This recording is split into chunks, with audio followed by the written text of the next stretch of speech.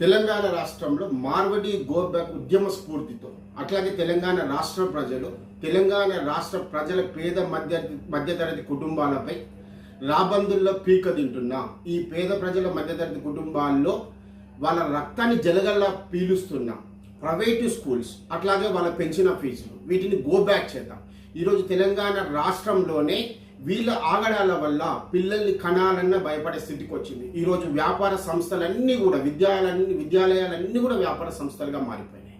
ఈరోజు బట్టలు ఒకే చోట, పుస్తకాలు ఒకే చోట, పెన్నులు ఒకే చోట, షూజులు ఒకే చోట, సాక్సులు ఒకే చోట అన్న చందంగా తయారై ఈ మొత్తం వ్యవస్థని నాశనం చేస్తుంది.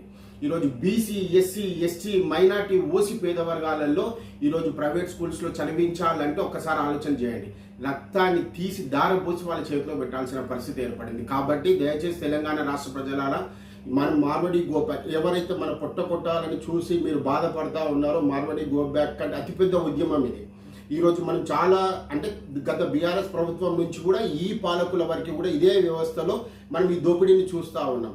రోజు రోజుకి పెరుగుతుంది కాబట్టి ఎక్కడ తగ్గే పరిస్థితి మనకు కనిపిస్తలేదు. ఈ వ్యవస్థని కూడా మనం నిర్మూలన చేయాల్సిన అవసరం ఎంతైనా తెలంగాణ రాష్ట్రంలో ఉంది. కాబట్టి private schools go back, private schools పెంచిన ఫీజులు గో బ్యాక్, వాళ్ళు అమ్ముతున్న బట్టలు గో బ్యాక్, ఒకే చోట వ్యాపారానికి సంబంధించిన ఈ అంశాలను తెరలేపిన ప్రైవేట్ స్కూల్స్ యాజమాన్యం గో బ్యాక్ అని తెలియజేస్తూ, నమస్తే, మీ పృథ్వీరాజ్ చాద్నా నియోజకవర్గంలో 2028 ఎమ్మెల్యే అభ్యర్థిగా పోటీ చేస్తా ఉన్న నన్ను బలపరిచి మీ బిడ్డగా ఆశీర్వదిస్తారని కోరుకుంటూ మనస్ఫూర్తిగా నమస్కారాలు తెలియజేస్తా ఉన్నాను.